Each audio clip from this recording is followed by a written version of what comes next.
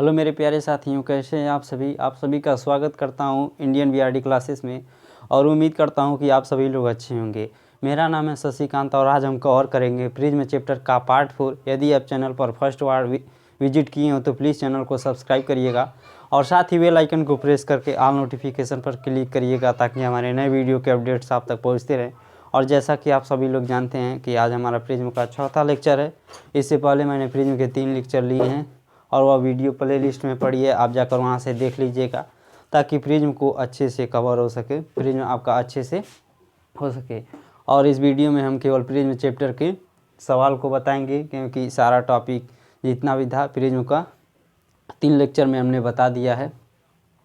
और अभी तक इस वीडियो को अपने प्यारे भाई और बहनों में शेयर नहीं किया है तो आप लोग शेयर करिए और जहाँ तक हो सके आप शेयर करिए सभी लोगों के पास।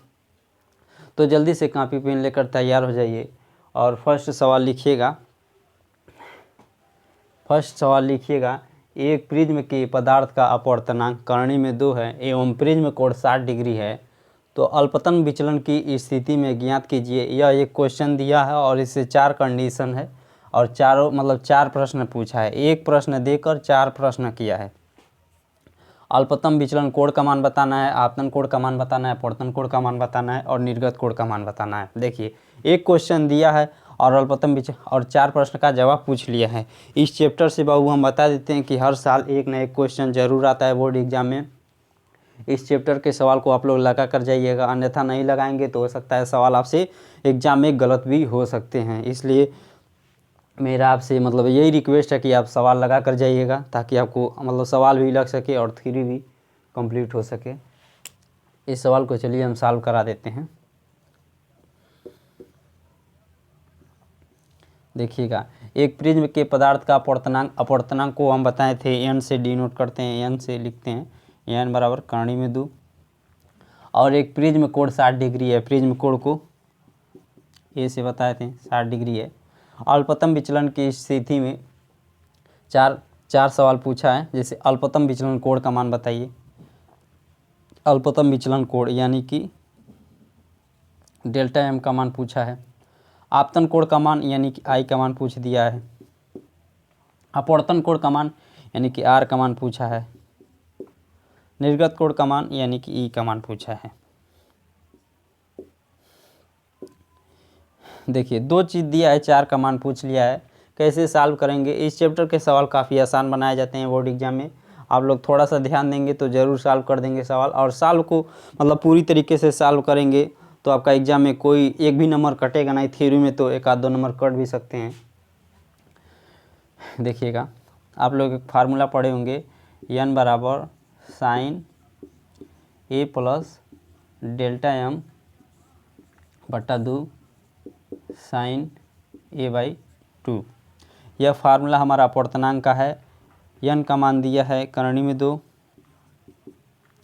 साइन a का मान दिया है 60 डिग्री प्लस डेल्टा m का मान पूछा है। देखिएगा,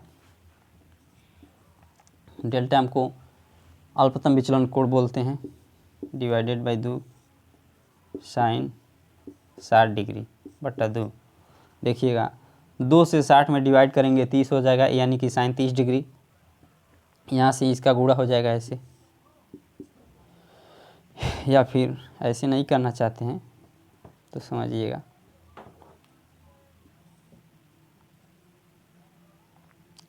इसके नीचे मान लीजिए 1 और आमने सामने गुणा करा दीजिए। आमने सामने गुणा करा देंगे यानी कि इसका इसमें इसका इसमें तो अब होगा कर्णी में 2 इंटू साइन। देखिए, 2 से 60 में डिवाइड कर देंगे तो 30 डिग्री हो जाएगा बराबर sine 60 plus delta M divided by 2 है। ये 1 का गुणा कराएंगे तो वही आएगा। आप लोग जानते हैं साइन 30 डिग्री का मान कितना होता है, 1/2 कर्णी में 2 गुणे साइन 30 डिग्री का मान 1/2 बराबर sine 60 plus delta M divided by 2 के। देखिएगा, ऊपर नीचे आप कर्णी से परिमेयीकरण करा दीजिए। कर्णी में 2 ऊपर है 2 है, परमीकरण करा देंगे बराबर sine 60 plus delta M divided by 2। देखिए इसमें गुणा होगा तो करणी से करणी हट जाता है और 2 करणी में 2 आएगा, ऊपर हो जाएगा 2 करणी में 2 बराबर sine 60 plus delta M divided by 2 के। देखिए 2 से 2 कैंसिल, 1 अपन करणी में 2 बराबर sine 60 plus 60 degree plus 60 degree delta M divided by 2। 1/2 sine के मान में देखेंगे तो इसे साइन 45 डिग्री का मान बोला जाता है, यानी कि इसको लिख सकते हैं साइन 45 डिग्री, यहाँ पर कहीं लिख लीजिएगा साइन 45 डिग्री बराबर 1 करणी में 2। देखिए 1/2 की जगह आप साइन 45 डिग्री लिख सकते हैं, या फिर साइन 45 डिग्री के मान की जगह 1 करणी में 2 लिख सकते हैं बराबर साइन 60 प्लस डेल्टा एम बट्टा 2 हमारा है। साइन से साइन कैंसिल, 2 का इसमें गुणा हो जाएगा, यानी कि 45 गुणे 2 बराबर साइन 60। ऐसे मत लिखिए, ऐसे लिखिए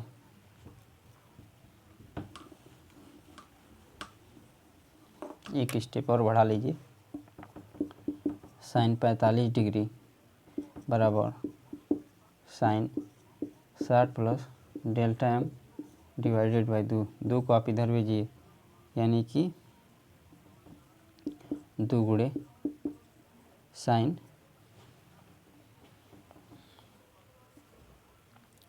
45 डिग्री बराबर sine 60 plus delta M. Sine से साइन कैंसिल, 2 का 45 में यानी कि 90 हो जाएगा डेल्टा एम। 60 को आप इधर भेज दीजिए, यानी कि 90 माइनस 60 बराबर डेल्टा एम।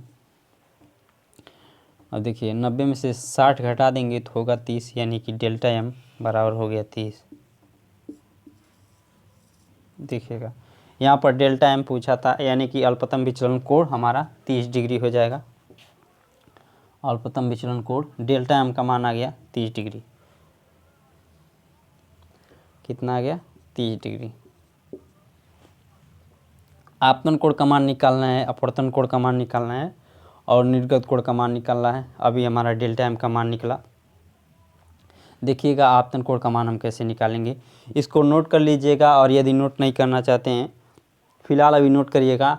मैंने अपने टेलीग्राम चैनल का लिंक इस वीडियो के डिस्क्रिप्शन बॉक्स में दे दिया है। आप जाकर मेरे टेलीग्राम चैनल को ज्वाइन कर लीजिएगा, या डायरेक्ट सर्च करिएगा टेलीग्राम पर जाकर इंडियन बीआरडी क्लासेस और ज्वाइन कर लीजिएगा।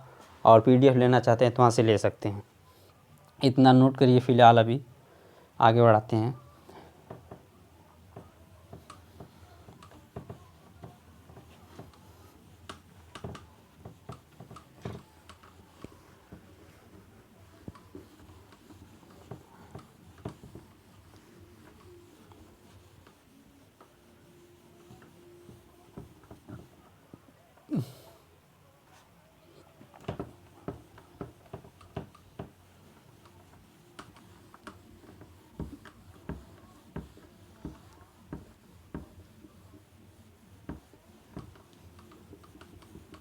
अभी हमारा एक प्रश्न का जवाब आया है, अभी 3 प्रश्न बचे हैं इसमें। देखिएगा आई का मान पूछा है। आप अभी फार्मूला में लिखे थे sine A plus delta M divided by 2 के। इसी के अकॉर्डिंग आप लिख सकते हैं आई बराबर ए प्लस डेल्टा एम बट्टा 2। आई क्या होता है? हमारा आपतन कोण होता है। देखिएगा आई का मान निकालना है। ए का मान फार्मूले से रखिए, यहाँ से रखिए 60 डिग्री प्लस डेल्टा एम का मान रखिए, अभी निकालें 30 डिग्री डिवाइडेड बाई 2, आई बराबर 60 और 30 मिल के 90 हो जाएगा, और 2 आई का मान आ गया 45 डिग्री। आई हमारा आपतन कोण है, आपतन कोण का मान निकल गया 45 डिग्री, लिख दीजिए 45 डिग्री। अभी हमें चाहिए आर का मान। अगर प्रिज्म के मैंने 3 लेक्चर लिए हैं, उस वीडियो को आप पढ़े होंगे तो एक फार्मूला आपको और बताए थे हम, आर बराबर a/2 अल्पतम विचलन की स्थिति में आर अपवर्तन कोण है, आर बराबर ए का मान 60 डिग्री यहाँ से रखिए डिवाइडेड बाई 2, आर का मान आ गया 30 डिग्री। ठीक ना। देखिए डेल्टा एम का मान निकल गया, यानी कि अल्पतम विचलन कोण का मान निकल गया, आई आपतन कोण का मान निकल गया, आर अपवर्तन कोण का मान निकल गया, और ये जो है हमारा निर्गत कोण है जिसका मान हम निकालेंगे। नोट कर लीजिएगा इसको, आर का मान आ गया हमारा 30 डिग्री।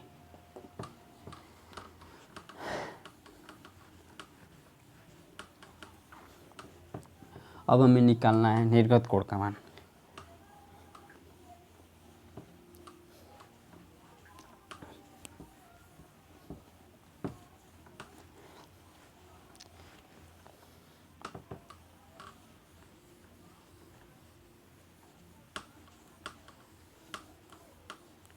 देखिएगा निर्गत कोण का मान हम डायरेक्ट लिख सकते हैं 45 डिग्री। कितना? 45 डिग्री। आप लोग कहेंगे कैसे, कैसे निर्गत कोण का मान हम डायरेक्ट 45 डिग्री लिख दिए हैं, तो समझिएगा।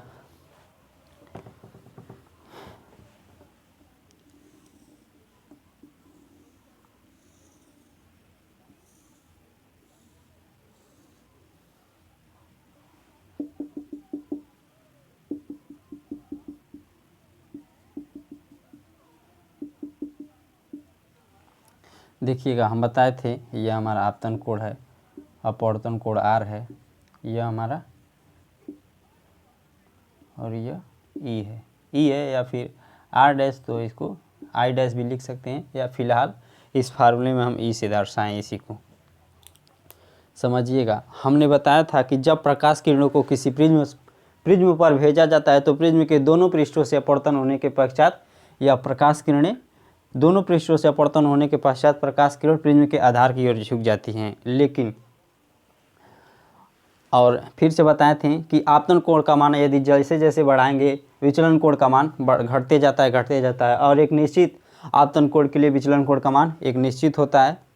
फिर आपतन कोण का मान बढ़ाएंगे तो विचलन कोण का मान पुनः बढ़ने लगता है, यानी कि, और यहीं से जब प्रकाश किरणों को फिर से भेजेंगे तो देखिएगा जब प्रकाश किरण यहाँ से भेजेंगे तो भी क्या होता है कि इसको आपतन कोण बोलेंगे और इसको निर्गत कोण बोलेंगे। एक फिगर ऐसे बनाए थे, उसको पहले समझिएगा।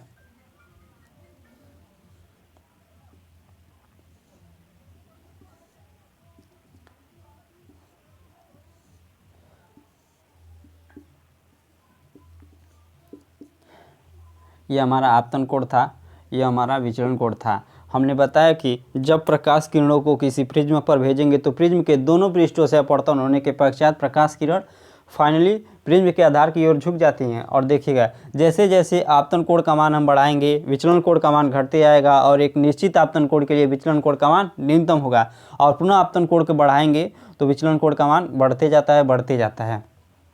और हम बताए थे कि एक ही आपतन कोण के लिए, और यहाँ से भी देख लीजिए जब प्रकाश किरणों को यहाँ से भेजेंगे तब भी विचलन कोण का मान मतलब कुछ रहेगा, और जैसे जैसे यहाँ से आपतन कोण का मान बढ़ाएंगे वैसे वैसे विचलन कोण का मान घटते जाएगा, और एक समय आएगा कि इस आपतन कोण के लिए विचलन कोण का मान न्यूनतम हो जाएगा, और फिर से पुनः यदि आपतन कोण का मान बढ़ाते जाएंगे तो विचलन कोण का मान घटते जाएगा। यानी कि देखिएगा यहाँ पर देख रहे हैं कि केवल और केवल एक आपतन कोण के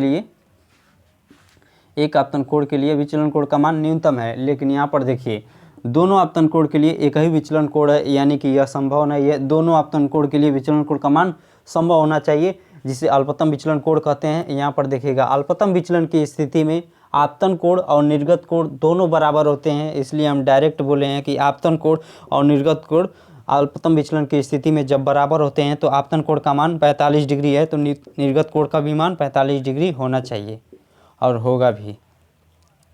यही एक लॉजिक था जिसके थ्रू हमने डायरेक्ट बता दिया है कि निर्गत कोण का मान 45 डिग्री होगा। अब यह बच्चा वही समझ पाएगा जो प्रिज्म के मैंने तीनों लेक्चर दिए हैं। फर्स्ट लेक्चर में ही सारा डिटेल में बताया था, यदि आप उस वीडियो को देखेंगे तो पूरा आपको अच्छे से समझ में आ जाएगा कि क्यों हम डायरेक्ट निर्गत कोण का मान 45 डिग्री रख दिए हैं। इसीलिए आपसे रिक्वेस्ट है कि आप जाकर मेरे पहले वीडियो को प्रिज्म का पहला लेक्चर था वो देख लीजिएगा। इस प्रकार से देखिएगा, एक क्वेश्चन करके 4 प्रश्न पूछा था हमने। आपतन कोण का मान दिया था, प्रिज्म का मान दिया था और 4 प्रश्न किया था डेल्टा एम आई आर और निर्गत कोण, जिसका मान हमने निकाल दिया। इसी तरीके के मतलब आसान सवाल बोर्ड एग्जाम में पूछे जाते हैं और आप यदि लगा कर भी मतलब सवाल जाएंगे तो ज़रूर लगा देंगे, अन्यथा प्रैक्टिस नहीं रहेगी तो सवाल आसान भी होंगे और गलत भी हो जाएगा।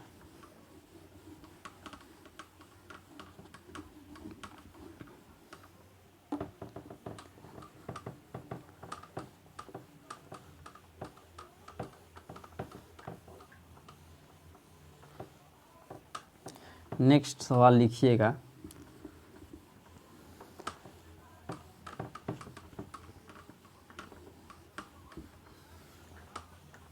इस 21 सवाल में 4 प्रश्नों का जवाब मिला है। अब सिंगल सिंगल रहेंगे।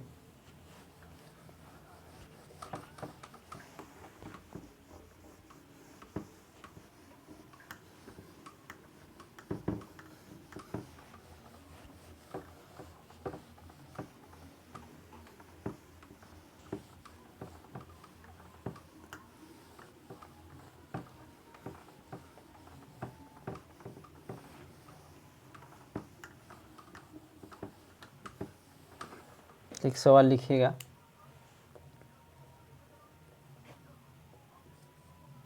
एक समबाहु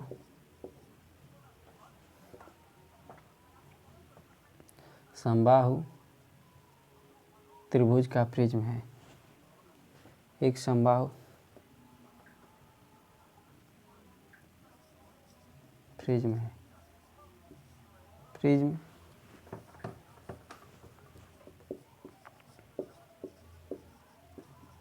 प्रिज्म है। यदि, ऐसे मत लिखिए, ऐसे लिखिए, एक प्रकाश किरण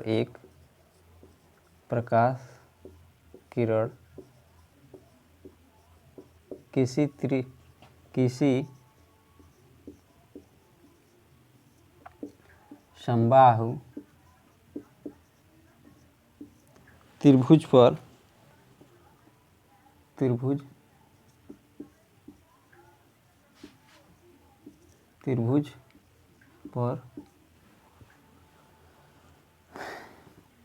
आपतित होती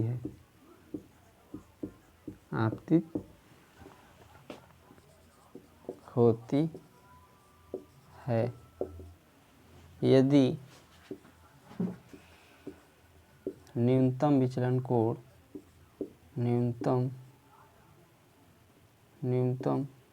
कोण या अल्पतम विचलन कोण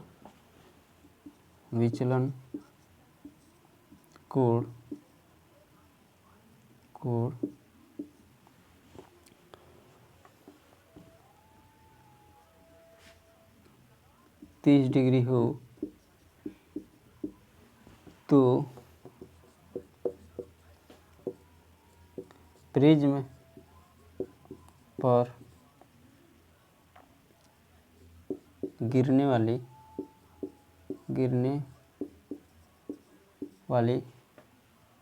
प्रकाश का आपतन कोणों का मान, गिरने वाली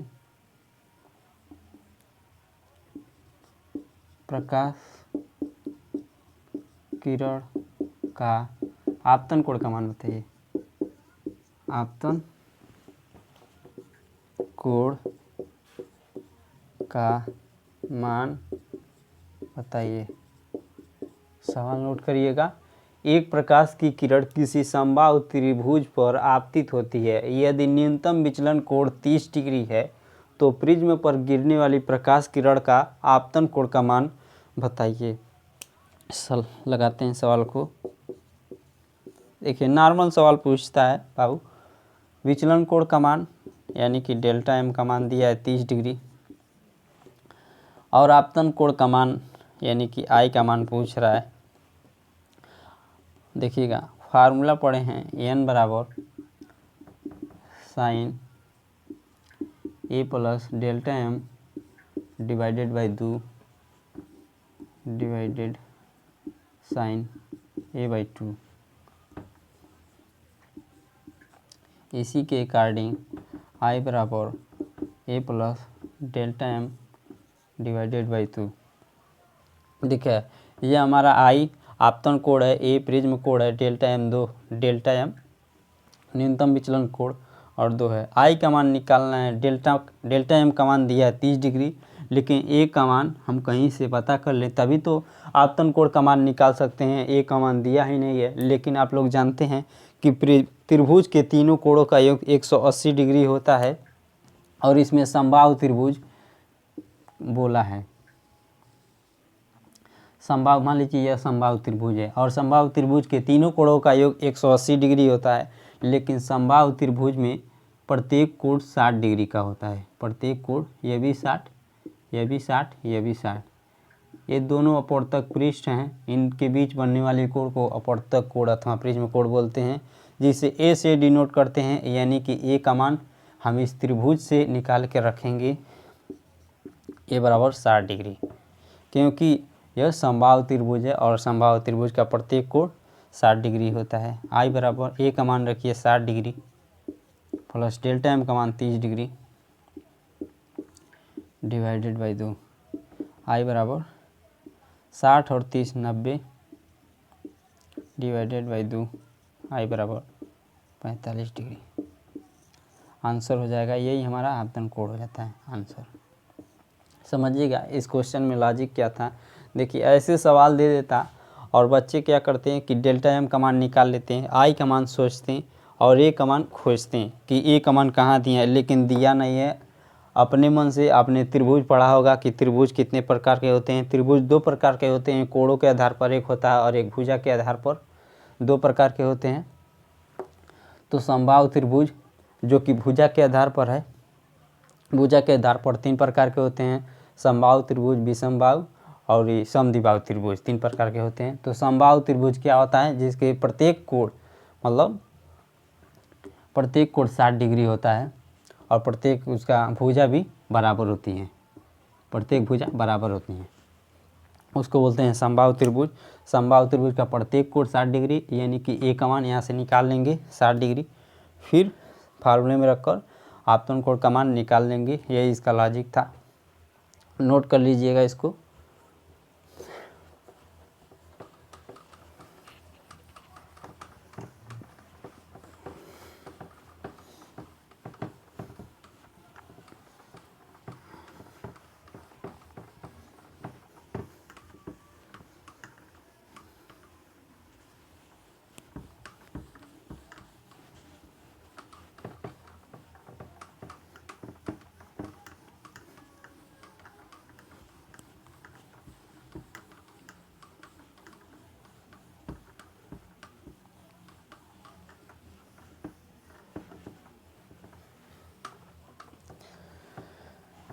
एक सवाल और लिखिएगा।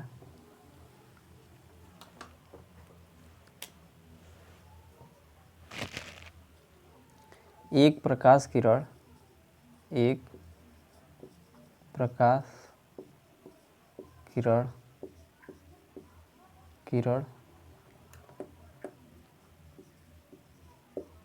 किसी प्रिज्म पर आपतित होती है।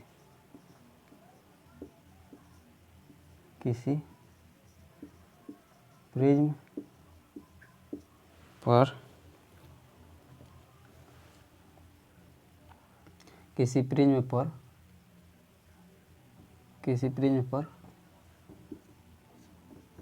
45 डिग्री पर आपतित होती है। आपतित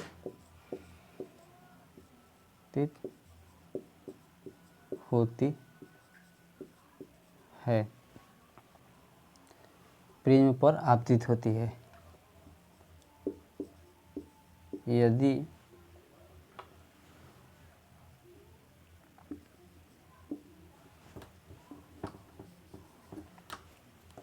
प्रिज्म का आपतन कोण का मान, आपतन कोण, आपतन नहीं लिखिएगा, अपवर्तनांक, यदि प्रिज्म का अपवर्तनांक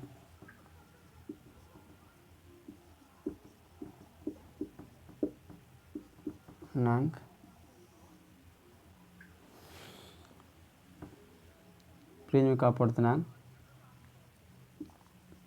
करनी में 2 है तो क्रांतिक कोण का मान बताइए। ऐसे पूछ देगा कि एक प्रकाश किरण किसी प्रिज्म पर 45 डिग्री पर आपतित होती है, यदि प्रिज्म का अपवर्तनांक करनी में 2 है तो क्रांतिक कोण का मान बताइए। ऐसे नॉर्मल सवाल देगा, आपको पूछेगा, लेकिन देखिएगा क्रांतिक कोण का मान निकालने के लिए एक फार्मूला है, 1 बराबर 1/sin²। यहाँ पर c क्या है, हमारा क्रांतिक कोण है, n क्या है, अपवर्तनांक है। देखिएगा n का मान दिया है, अपवर्तनांक को n से डिनोट करते हैं, n बराबर करनी में 2, और sin c का मान निकालना है हमें, sin c का मान निकालना है। c हमारा क्रांतिक कोण होता है, फार्मूले में रखिए, करनी में 2 बराबर 1/sin²। यहाँ पर भेजिए sin c बराबर 1 करनी में 2 sin c बराबर 1 करनी में 2।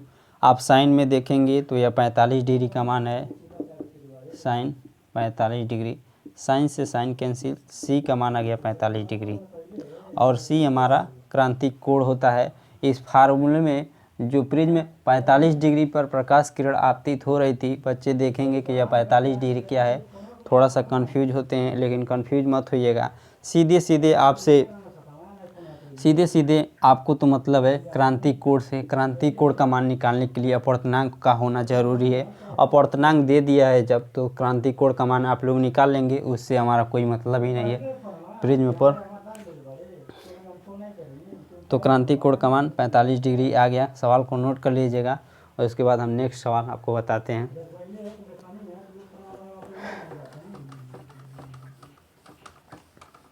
नेक्स्ट सवाल लिखिएगा,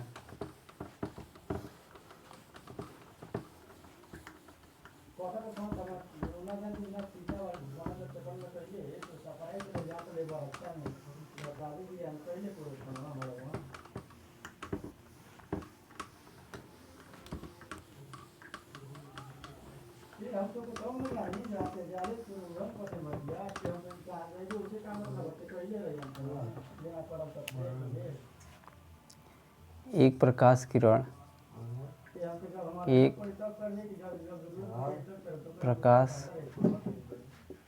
किरण किसी प्रिज्म पर 45 डिग्री पर आपतित होता है। 45 डिग्री पर प्रकाश की किरण आपतित होती है, यदि 45 डिग्री पर आपतित होती है, चलिए 45 डिग्री पर प्रकाश किरण आपतित होती है,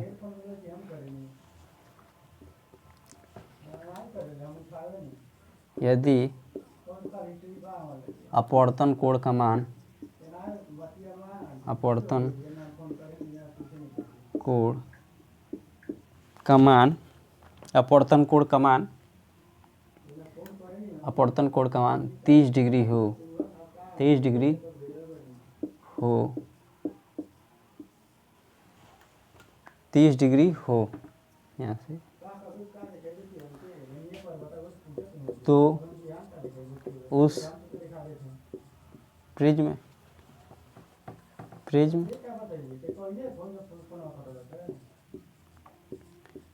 का अपवर्तनांक बताइए। समझिएगा इस सवाल को हम कैसे लगाएंगे। प्रिज्म, एक प्रकाश की किरण किसी प्रिज्म पर 45 डिग्री पर आपतित होती है। यदि प्रिज्म का अपवर्तन कोण 30 डिग्री हो तो उस प्रिज्म का अपवर्तनांक बताइए। यानी कि कह रहा है कि कोई प्रिज्म है उस पर कोई प्रकाश किरण, जैसे मान लीजिए यह हमारा प्रिज्म है, एक प्रकाश किरण को यहाँ से भेजा जा रहा है 45 डिग्री पर। प्रकाश की किरण आप जानते हैं कि दोनों पृष्ठों से अपवर्तन होने के पश्चात आधार की ओर झुक जाती है। अपवर्तन कोण दिया है 30 डिग्री और आपतन कोण 45 डिग्री दिया है। तो इस प्रिज्म का अपवर्तनांक पूछा है। अपवर्तनांक का मान हमें निकालना है, जो कि n से डिनोट करते हैं। इस देखिएगा सवाल कैसे इसको लगाते हैं। प्रिज्म पर आपतन कोण यानी I का मान दिया है 45 डिग्री दे दिया है। अपवर्तन कोण का मान यानी कि R का मान दिया है 30 डिग्री और n का मान पूछा है। समझिएगा, एक फार्मूला हम बताए थे, डेल्टा बराबर I minus R। Delta m लिखिएगा, डेल्टा m बराबर I का मान रखिए 45 डिग्री, R का मान 30 डिग्री, डेल्टा m का मान हो गया 15 डिग्री।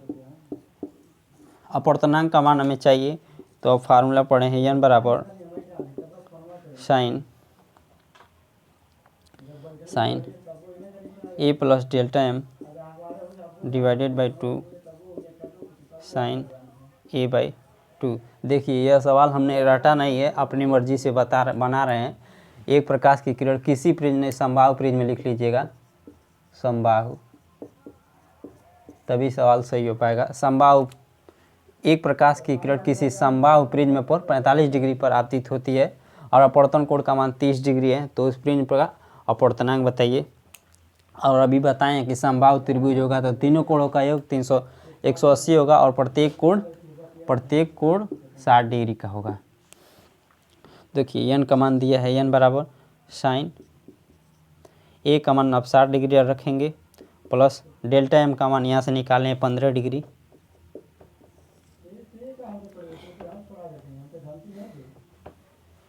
यहाँ पर लगा दे रहे हैं बाबू, नीचे दिखाई नहीं देगा।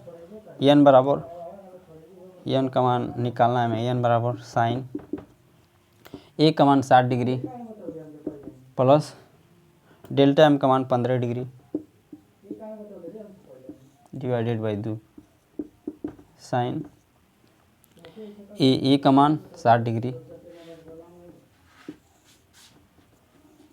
यहाँ पर साइन 60/2, n बराबर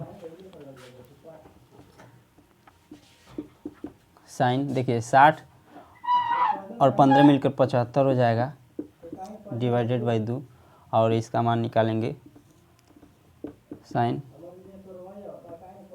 30 डिग्री, साइन 30 डिग्री।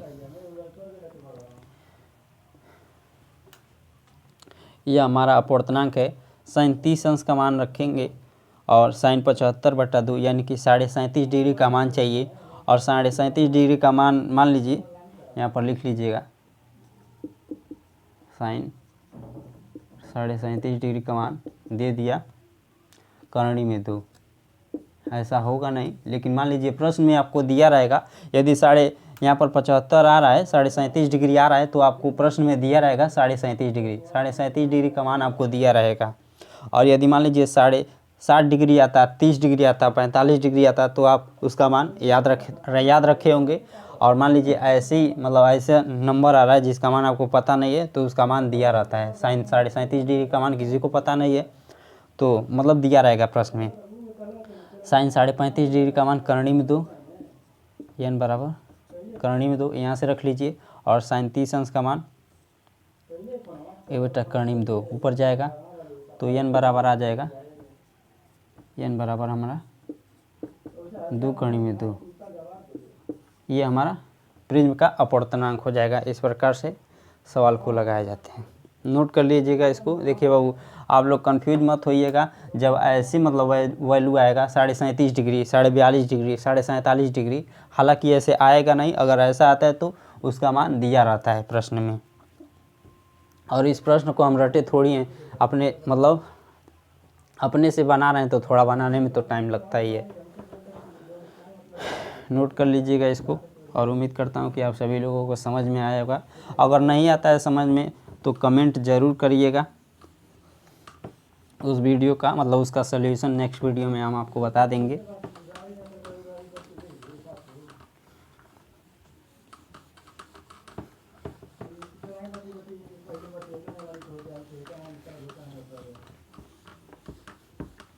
एक सवाल और लगा देते हैं।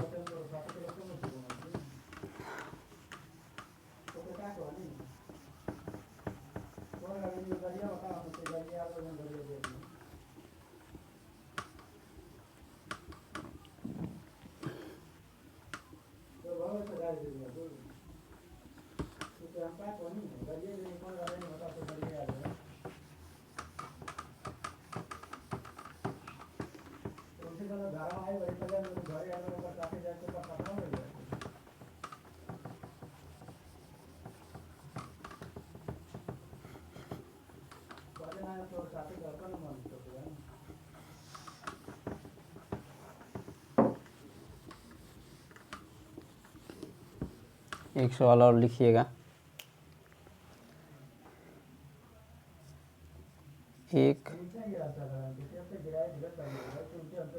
प्रिज्म है, समबाहु प्रिज्म है, समबाहु प्रिज्म है। प्रकाश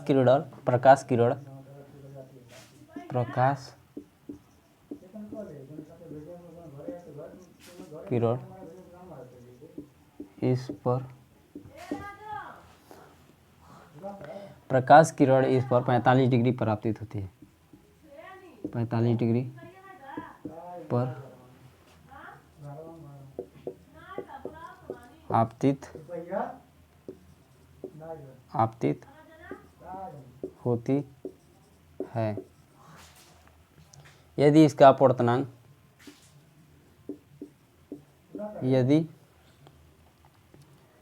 यदि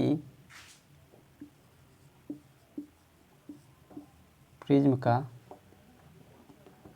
अपवर्तनांक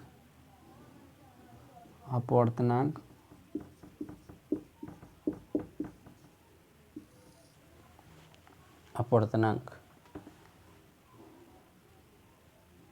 2 है तो प्रिज्म में प्रकाश की चाल बताइए। देखिए, वैसे तो आप लोग जानते हैं कि जब प्रकाश की किरण निर्वात से होकर गुजरती है तो उसकी चाल 3 × 10⁸ मीटर पर सेकेंड होती है। लेकिन आप लोग जानते हैं कि जब किसी माध्यम में प्रवेश करती है तो उसकी चाल, वेग दोनों बदल जाती है, तरंगदैर्घ्य भी बदल जाता है, लेकिन आवृत्ति नहीं बदलती। प्रकाश की चाल पूछा है, वह भी माध्यम में। तो देखिएगा 45 डिग्री पर आपतित होती है, यानी आपतन कोण का मान दिया है 45 डिग्री। प्रिज्म का अपवर्तनांक n बराबर 2 दिया है। प्रकाश की चाल ज्ञात करनी है, यानी कि प्रकाश की चाल, माध्यम में प्रकाश की चाल, यानी कि v का मान निकालना है। आपने फार्मूला पढ़ा होगा, v बराबर c/n। यह एक फार्मूला है। देखिए c क्या है, प्रकाश की चाल है निर्वात में, भी क्या है प्रकाश की चाल है माध्यम में, जैसे प्रिज्म है तो प्रिज्म में प्रकाश की चाल को भी से डिनोट करेंगे, और सी क्या है निर्वात में प्रकाश की चाल, यहाँ पर लिख दे रहे हैं हम सी बराबर निर्वात में प्रकाश की चाल, और भी है तो माध्यम में प्रकाश की चाल, माध्यम में प्रकाश की चाल।